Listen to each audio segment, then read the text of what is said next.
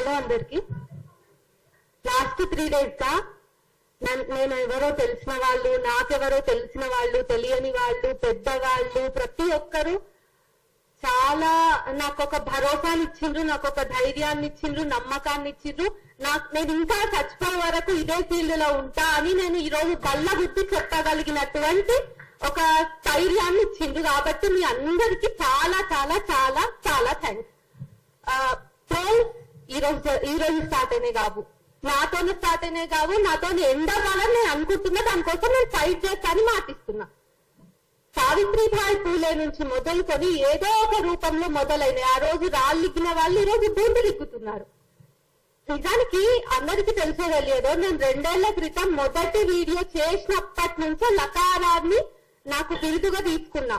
ఆ రోజు నేను రెడ్ లైట్ ఏరియాల పైన లారీలు ఆపినా, లారీల దగ్గర పడుకున్నా. నేను ఆ రోజు 2 ఏళ్ళు అయిపోయింది. ఇప్పుడు మనం 2nd anniversary జరుపుకుంటున్నాం అనుకుంటే నాకు అసలు ఒక విషయంలో చాలా బాధ ఉంది. ఎందుకంటే ఆమెకి అడిషనల్ ట్రోల్స్ ని మాత్రమే మతాన్ని కూడా ఫేస్ చేయాలి, మతోన్మాదాన్ని కూడా ఫేస్ చేయాల్సి వస్తుంది. సరే, నేను ఉస్మానియా యూనివర్సిటీ జర్నలిజం స్టూడెంట్ గా చాలా రోజుల నుంచి ఆల్రెడీ క్వాలిటేటివ్ రీసెర్చ్ అనేది చేస్తున్న ట్రోల్స్ మీద. దాని మీద నేను ఒక నిర్దిష్టమైనటువంటి ప్రణాళికను రాస్తున్న సందర్భంలో ఈ ఫోటో నా కళ్ళబడింది. అందుకు నేను ఫీల్ అవుతున్నా. ఎందుకంటే అరే ఈ 3-4 రోజులు నేను ఏం పనులు చేయలేకపోయినా కదా, నా వర్క్ కి, నా బ్యాక్గ్రౌండ్ వర్క్ కి ఇది కొంచెం ఆటంకం అయ్యింది అనేటటువంటి బాధ తప్ప నేను ఎక్కడ తగ్గలేదు, నేను ఆగట్లేదు. ఈ 3 రోజులు నా ఫేస్బుక్ లో, నా యూట్యూబ్ లో పోస్టులు, వీడియోస్ రాలేవు అని సంతోషించే వాళ్ళకి 3 రోజుల నుంచి నేను ట్రోలింగ్ కి గురైనా. మార్పింగ్ దగ్గరే ఆగలేదు. 3 రోజుల నుంచి నేను లకారాలకు గురైనా.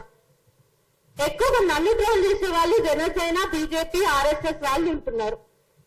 ఇక నేను ఎమోషనల్ గా మాట్లాడాలనుకుంటే నేను ఎమోషనల్ అవ్వను. బట్ మీకు ఎమోషన్స్ ని గుర్తు చేస్తా. ఏదైతే జనసేన అండ చూసుకొని, లేదంటే ఎవరైతే పవన్ కళ్యాణ్ నరాన ఇంకించుకొని ఈ రోజు నన్ను అంటున్నారో, వాళ్ళ కూతురికి 2 ఏళ్ళు అటు ఇటు ఉంటాను నేను, అంతే. సరే, ఎన్నో, బట్ వాళ్ళ కూతురు ఏజ్. సో వాళ్ళ ఇంట్లో వాళ్ళ కూతుర్లు ఉన్నారు, వాళ్ళ అమ్మ వాళ్ళు ఉన్నారు. ఇక్కడికి పోకూడదు, ట్రోలింగ్స్ అక్కడి దాకా కూడా పోకూడదు అని నేను ఫైట్ చేస్తా. మీ నాయకుడు ఇంట్లో ఉన్న ఆడవాళ్ళకు కూడా ట్రోలింగ్స్ పోవద్దు, నా దగ్గరనే ఆగాలి. ఎందుకు? ఈరోజు నా మీద వచ్చిండొచ్చు, మా సీనియర్స్ అందరి మీద ట్రోల్స్ అయినాయి. చెప్పినగా నేను ఫస్ట్ కాదని. అయితే ఆపాల్సినటువంటి బాధ్యత, నైతిక బాధ్యత మన మీద ఉన్నదా లేదా? రాజకీయ నాయకులకు అలవాటైందబ్బా. కానీ మళ్ళా వాళ్ళు ఏం చేస్తారు? చంద్రబాబు నాయుడు నిండు సభలో ఏడ్చిండు తన కుటుంబంలోని ఒక మహిళని ట్రోల్ చేసినందుకు. అట్లా రోజా మీద జరిగినాయి, ఇంకొకరి మీద జరిగినాయి, ఆల్ పొలిటికల్ పార్టీస్ లో ఉన్న మహిళల మీద జరిగినాయి. వాళ్ళ మీద కూడా నేను, అంటే వాళ్ళకి ట్రోల్స్ జరగవచ్చు అని కూడా నేను పోరాటం చేస్తా. ఎందుకు? ట్రోల్స్ అనేది ప్రతి అమ్మాయికి, ఎవరికి ట్రోల్ జరిగిన ట్రోల్సే కదా. వాళ్ళందరి మీద మాట్లాడే నైతిక బాధ్యత నాకుంది. కానీ అంత చిత్తశుద్ధి నన్ను ట్రోల్ చేస్తున్న వాళ్ళకు ఉందా లేదా అనేది నా ప్రశ్న. అయితే చెప్పినా కదా చాలా రోజుల నుంచి ఉందని. ఒక 1 year, 1.5 year బ్యాక్ నేను ప్రశ్న రావణ్ కలిసినప్పుడు ఒక టాపిక్ మీద, మేము చాలా కంటెంట్ మీద డిస్కషన్ కి కలిసినప్పుడు ఫోటో ఫేస్బుక్ లో పెట్టినాం. దాన్ని పట్టుకొని శివాజీ గల్లా అనేటోడు కలుసుకున్నారు అని లవ్ సింబల్ పెట్టి, కలుసుకున్నారు అని కోట్ చేసి వేసుకున్నారు ఇది పక్కకెట్ట. ఆ కామెంట్ సెక్షన్ అంతా బూతులు. నేను ఒక ప్రొఫెషనలిస్ట్ దగ్గర అంటే రీసెర్చ్ చేస్తున్నాను చెప్పిన కదా, నా మీద ట్రోల్స్ ని కాదు, నేను ఇక్కడ కూర్చున్న వాళ్ళలో చాలా మంది మీద జరుగుతున్న ట్రోల్స్ ని కూడా నేను నా రీసెర్చ్ లో భాగంగా చేసుకున్నా.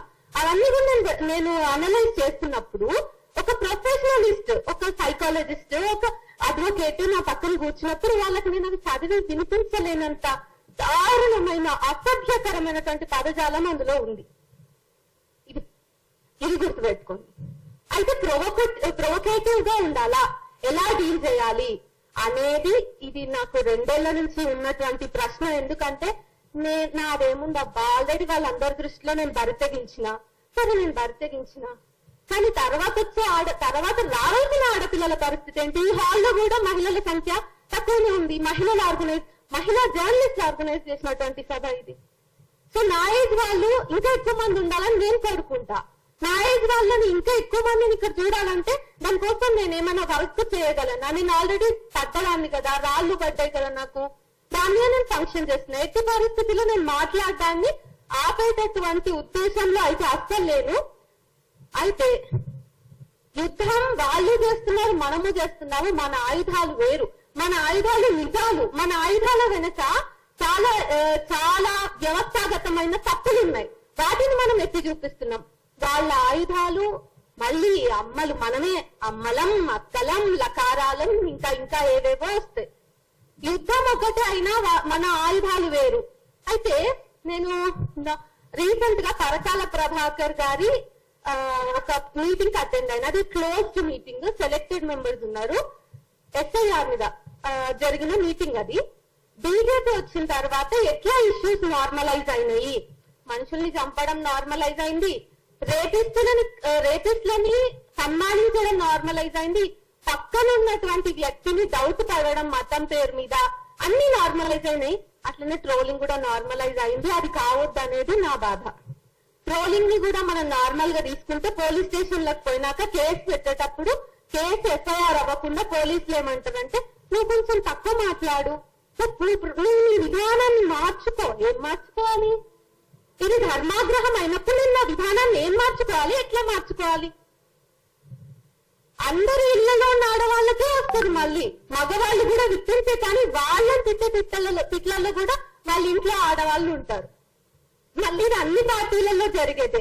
వైఎస్ఆర్ ఉన్నప్పుడు, అదే జగన్ ఉన్నప్పుడు అతని మీద వీడియోస్ చేసిన ఏ పార్టీ వాళ్ళు ఉన్నా, ఇప్పుడు కాంగ్రెస్ మీద మాట్లాడుతున్నా, బీజేపీ మీద ఎవరైనా మాట్లాడుతున్నప్పుడు, కానీ వీళ్ళ మూకకి ఎందుకు ఇంత వస్తుంది?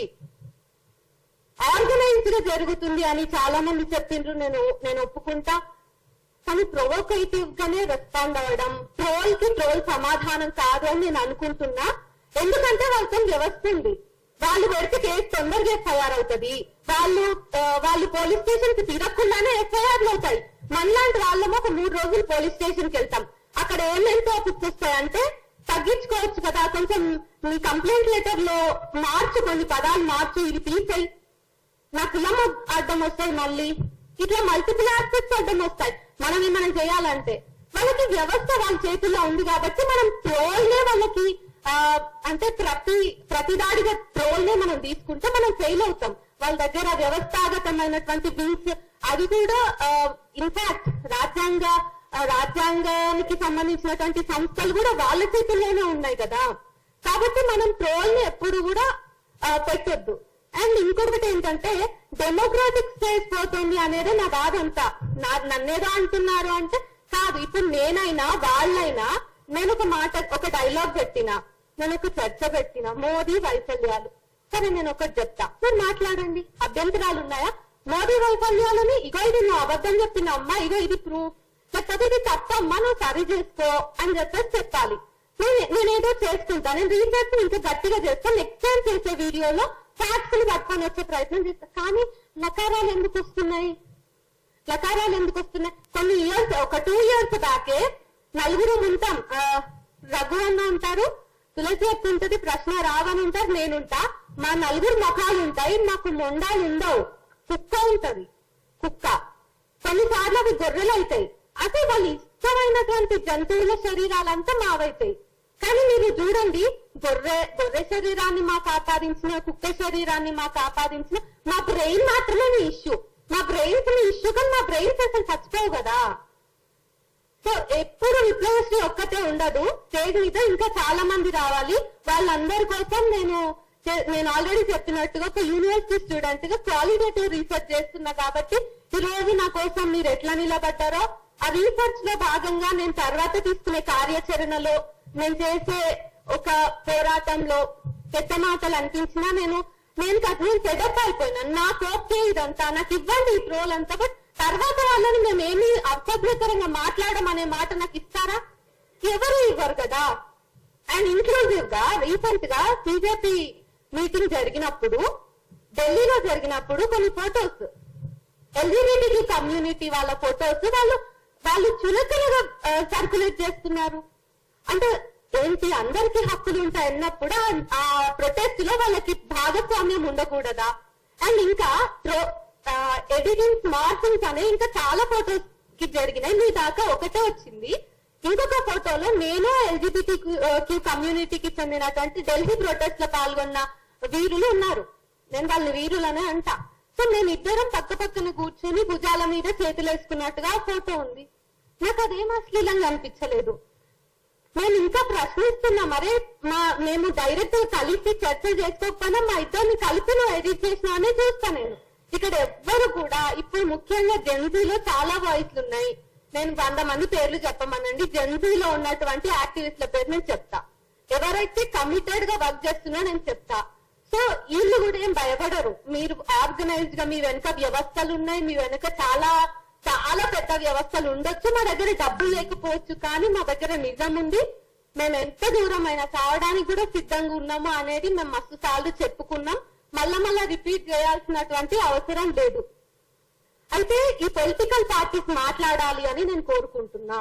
ట్రోలింగ్ అనేది మా సమస్యనే కాదు. మీరే అంటారు ఇప్పుడు ట్రోల్ ఈ విషయం ఏదైతే అవుట్రేజ్ వచ్చిందో నా విషయంలో నేను కూడా ఎక్స్పెక్ట్ చేయలేదు. నాకు రొటీన్ అయిపోయింది మార్పింగ్, ఈ ట్రోలింగ్ అనేది. నాకు లిటరల్ గా పొద్దున లేస్తే నేను అవే చదువుతాను. నాకు లకారంతోనే డే స్టార్ట్ అవుతుంది, ఎండ్ అయ్యేది కూడా అట్లనే ఎండ్ అవుతుంది.